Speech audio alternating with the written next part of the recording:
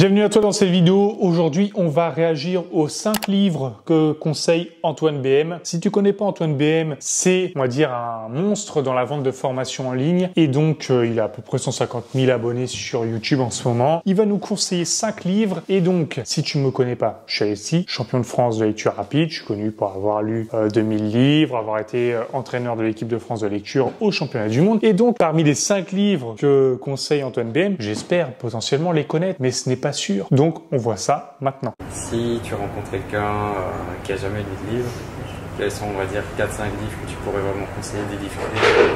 Bah, ça dépend vraiment de la personne, si tu veux. Si c'est un type comme moi, je vais lui proposer. Il y a un bouquin que j'ai lu récemment qui m'a vraiment aidé. Mais c'est pareil, ça va aider qu'une extrême minorité de personnes. C'est No More Mr. Nice Guy. Il a été traduit en français par le titre Trop gentil pour être. C'est un bouquin de Robert Drover qui a été écrit en 2001. Et chaque année, il s'est vendu plus que l'année précédente. C'est un bouquin excellent, vraiment excellent. C'est plus pour les hommes, et c'est plus pour les hommes qui ont tendance à être un peu, justement, un peu introvertis, qui ont tendance à se laisser un peu marcher sur les pieds, et qui sont souvent un peu frustrés à cause de ça. Alors, cette vidéo date d'il y a 2 ans, donc certainement on va faire des anachronismes là-dedans, parce que ça se trouve, Antoine BM ne pense pas la même chose aujourd'hui. Mais Trop gentil pour être heureux, sans déconner, c'est un titre fait pour être vendu, quoi. C'est tellement facile, c'est qu'écrira-t-on après ce livre-là? Peut-être trop intelligent pour être heureux? Peut-être. Je pense trop. Je réfléchis trop. Comment vendre en étant trop gentil? Alors, sans doute, il y a un bon contenu, mais putain, mais c'est superficiel. Le titre me donne envie d'avoir une diarrhée. Sur tout ce qui est développement personnel, bouquins qui peuvent sur l'argent, on l'a dit, Père riche, Père pauvre, ça c'est génial. Ouais. La semaine de 4 heures, ça a un peu vieilli, mais ça t'apprend comment monter un business efficace. Ouais, bah il a raison. Tu vois, la vidéo en plus date d'il y a 2 ans, donc la semaine de 4 heures, c'est un poncif. Mais il faut être passé par là pour mieux comprendre les business d'aujourd'hui et voir plus clair dans les business en ligne. Donc la semaine de 4 heures de Tim Ferriss, évidemment, c'est un essentiel, un commencement. Ça va te retourner si t'as jamais lu, mais c'est un début et tu vas voir que après tu vas pousser, tu vas voir que ça se répète souvent dans les nouveaux livres d'aujourd'hui. Donc on va voir ce qu'il nous propose. Les bouquins de Cal Newport, on en parlait avant d'enregistrer. Rework pour les travailleurs, notamment pour les indépendants. Faut vraiment lire Rework. Deep Work, merde. Deep Work. Et Rework aussi est génial aussi, mais c'est un autre. Deep Work de Cal Newport qui t'apprend à travailler de manière efficace et à retrouver ta concentration. Ça fait partie des challenges qu'on a aujourd'hui. C'est hyper revendiqué ce livre-là, Deep Work, jamais lu, mais peut-être, oui, je le ferai. J'attends qu'il cite un auteur dont je me rappelle plus le nom, mais s'il le dit, je vais le reconnaître. La difficulté à se concentrer avec toutes ces interruptions, tous les réseaux sociaux. Trop de distractions. Mais c'est pareil, il faut soigner. C'est comme la malbouffe. On peut être en guerre contre la malbouffe et dire qu'on vit dans un monde de merde, ou on peut simplement arrêter d'en bouffer. Tu vois ce que je veux dire? Bah, c'est pareil. On peut dire que ce monde technologique nous vole notre cerveau, ou on peut juste se soigner en fait par soi-même. Je pense qu'on a du pouvoir quand même sur nous. On a tendance à trop attendre du gouvernement et... Bah là, je veux dire, tous les entrepreneurs indépendants tiennent le même discours, dont moi, forcément. Un couteau, soit tu t'égorges avec, soit tu coupes ta viande pour la bouffer, quoi. C'est la même histoire. Et des autorités, on a tendance à leur laisser trop de contrôle sur notre vie. Il y a trop à attendre d'eux qui viennent nous sauver. Et on vit quand même dans une époque de paix, principalement. On a peu de chances de se faire poignarder en descendant dans la rue. C'est à ça que sert l'État, pour moi. C'est ça qui fait son boulot, c'est bien. Putain, ça fait du bien d'entendre ça. D'ailleurs, je vous ferai référence à un one-man de Jérôme Commandeur où il fait tout un passage où il raconte que aujourd'hui, il y a moins de violence qu'avant. Enfin, quoi. Enfin, quelqu'un qui le dit. Qu'est-ce que ça pète les couilles quand t'as une ribambelle de pecnos qui sont là en train de dire « Ah, mais il n'y a jamais eu de violence autant qu'avant. » Je vais te dire, au Moyen-Âge, tu vas cuire ta viande, il y a 3 soldats qui rentrent, qui gorgent ta femme et tes enfants. T'en parles plus, qu'aujourd'hui, c'est impensable. Bah voilà, il n'y a pas de comparaison à faire. Maintenant, moi, j'attends pas de l'État qui démantèle Facebook parce sous prétexte que ma petite sœur est accro, tu vois. C'est à nous aussi d'avoir conscience des problèmes qu'on peut avoir. Ouais. On sait que fumer, c'est mal. Bon bah si tu décides de fumer quand même, c'est ton choix, tu vois. Est-ce qu'il faut interdire 1 milliard de trucs?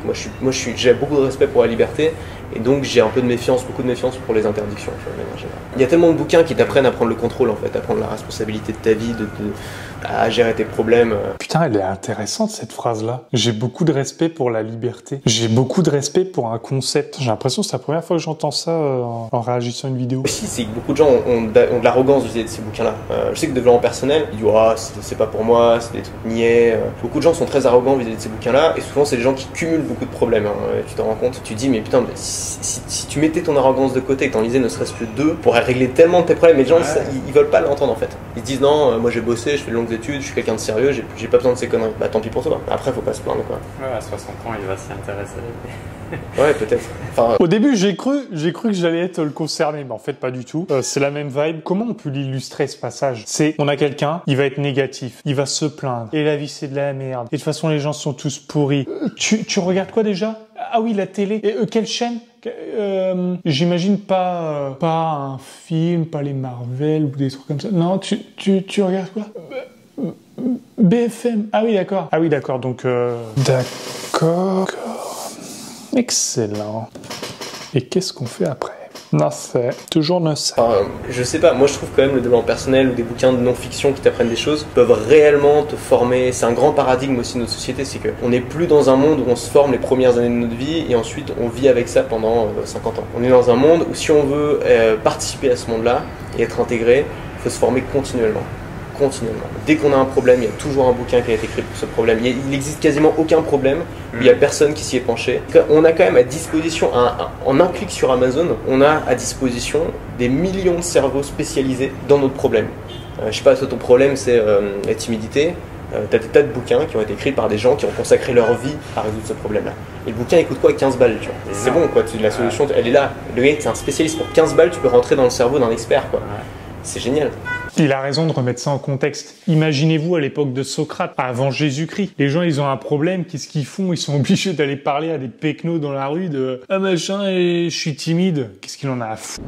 Le gars dans la rue, il va faire « Va te faire en cul. Et parle-moi normal et arrête de manger tes mots là dans ta tête ». Là, on est comme des gogoles, on fait je suis timide, comment résoudre ce problème ?» Ben voilà, j'ai 46 vidéos, 170 bouquins dessus. Et si on sait les lire en lecture rapide, c'est évidemment plus facile et on trouve bien plus vite nos réponses. Mais non, évidemment, faut les lire lentement, se faire chier et ne rien retenir. Mais c'est un détail, un simple détail. Les vieux livres aussi d'Al Carnegie. Ouais, c'est vachement bien ça. Ouais. C'est vrai que ce bouquin, attends, c'est quoi déjà? Comment se faire des amis. Ce bouquin, c'est bien le genre de bouquin qui a complètement le pouvoir de changer ta vie et tes relations et que la plupart des gens, en tout cas en France, vont pas lire parce qu'ils vont avoir de l'arrogance vis-à-vis de ce bouquin. Comment se faire des amis? J'ai pas besoin de ça. Typiquement, oui, comment se faire des amis de Dale Carnegie, je crois que ça se disait comme ça.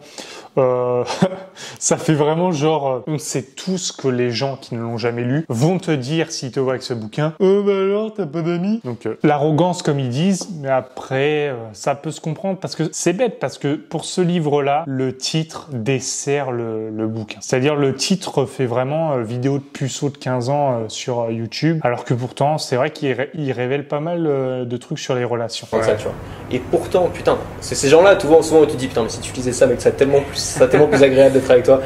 Et c'est genre un truc que t'as envie de leur offrir, mais tu sais qu'ils vont. Waouh, elle est incroyable cette remarque. Et il a totalement raison. Il y a tellement de fois où je me suis fait cette remarque, où les gens me parlent de leurs problèmes et où je me dis, je vais leur conseiller un livre. Et s'ils le lisaient, ils fermeraient un peu leur gueule parce que tous leurs problèmes seraient résolus. Mais non.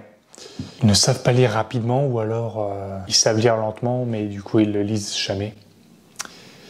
Mais tout ça est un pléonasme. Tu sais qu'ils vont pas le lire, donc tu dis tant pis quoi. Parce que il explique la psychologie humaine et comment on fonctionne. Ouais, les bases. Mais nous on est nuls en psychologie quoi. Mais moi le premier, hein, c'est pas je m'inclus dedans, je suis sévère mais je m'inclus dedans. Tu vois les débats en France, on est quand même pas très bon en psychologie quoi. Enfin pas que en France évidemment, mais tu vois on tombe quand même dans des pièges. On essaie de convaincre, mais en fait on fait l'inverse. Souvent les gens ils nous détestent encore plus à la fin, quoi. Ils sont encore plus campés sur leur position. Et on a cette tendance naturelle en fait à essayer de convaincre de la mauvaise manière. Apprendre à vendre c'est pas mal parce que ça t'apprend à mettre à la place de l'autre et donc à te faire preuve d'empathie et t'es plus convaincant après peut-être dans ta vie aussi. Bon, on a vu les recommandations de Antoine BM, donc sur une autre chaîne que sa chaîne YouTube. Alors, celui qui avait la chaîne YouTube était vraiment transparent, a pas trop parlé, était vraiment un peu trop lisse, un peu chiant. Mais après, c'était il y a 2 ans, hein, donc je vais te dire, on juge pas pareil. Mais j'ai bien aimé le franc-parler qu'on sent dans la vidéo de Antoine, donc c'est intéressant. Voilà. Écoute, si t'as aimé cette vidéo, tu peux aussi aller voir ma vidéo sur comment j'ai gagné les championnats de France de lecture rapide devant 500 participants. Et dans les commentaires en épinglé, tu trouveras mon e-book de lecture rapide que tu peux télécharger. Et si jamais tu veux aller plus loin, que par exemple, tu veux lire 200 pages en 1 heure, un livre par jour pendant 30 jours, et ben, tu peux toujours aller voir mes formations. Et même, je vais parler de business, d'audience, etc. Tu peux aller faire un tour, c'est en description. Et on se dit à tout de suite.